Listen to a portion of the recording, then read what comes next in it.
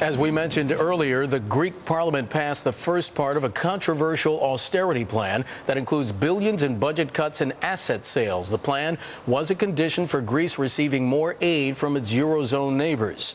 So where does Greece go from here? Thomas Miller served as ambassador to Greece from 2001 to 2004. He's currently president and CEO of the International Executive Service Corps, and he joins us now from our bureau in Washington. Mr. Ambassador, welcome to Bottom Line. Pleasure to have you on today. Thank you for having me. Sir, before the vote, Prime Minister George Papandreou pleaded with lawmakers to, quote, do their patriotic duty. Did they? Did Greek lawmakers have any other choice, considering that the EU's Economic and Monetary Affairs Commissioner Olli Rehn said if the laws weren't passed, quote, there is no plan B? Well, of course they had a choice. I mean, they were each free to vote, and actually one member of the PASOK ruling coalition voted against, and one member of the main opposition party voted for. I think they did make the right call, and I think that this was a very, very important vote for Greece to move forward.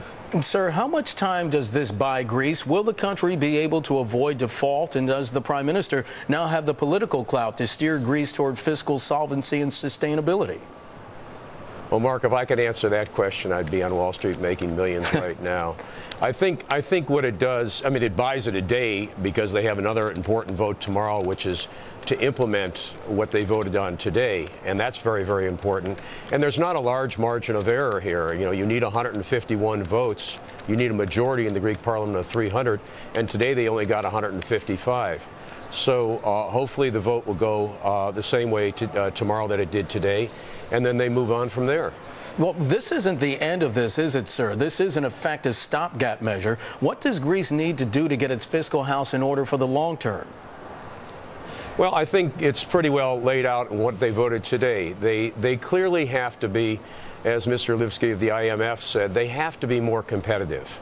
They have to be able to compete better. Now, there are a couple advantages that Greece has. They have a fantastic base for tourism, and I would urge people, my wife and I go over to Greece quite regularly. This is a fantastic time to go to Greece. Prices are low.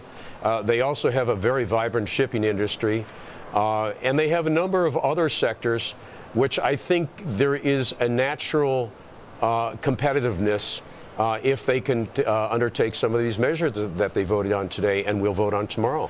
Sir, yesterday I interviewed Alessandro Leipold. He's the former acting director of the IMF's European department. He told me that Europe didn't deserve the honor of heading the IMF because the Greek crisis was mishandled from the start. I was wondering if I could get your thoughts on that assessment.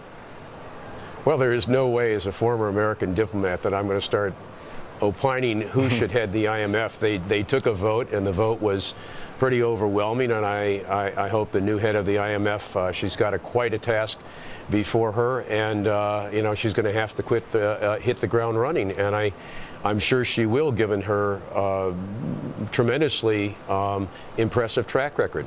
Well, sir, what about the secondary part of that perhaps some of the agencies, the IMF included, waited a little bit too long to realize the significance of the severity of the crisis in Greece? Well, I think the crisis in Greece unfolded. I remember when I was there, much of what we know today we didn't know then. And this crisis, by the way, has been unfolding over many years. Some people say it was because they spent a lot on the Olympics, which happened when I was there. The amount they spent on the Olympics is a small segment of what they owe right now. Right.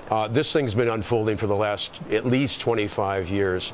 And of course you could have acted sooner, and if you had acted sooner, it would have been less severe. But it's good that they acted now instead of waiting even further to deal with these very difficult problems. Mr. Ambassador, the austerity measures, there's going to be a lot of pain for a lot of people, and we see some of them taking to the streets. We've been looking at some of that video. Is this going to deepen the Greek recession, which is now in year 3? Well, again, the economists are saying that last year they declined on their GDP about 4.4%. This year they're looking at a decline of somewhere a little less than 4%. It's going to take a while, as Prime Minister Papandreou has said.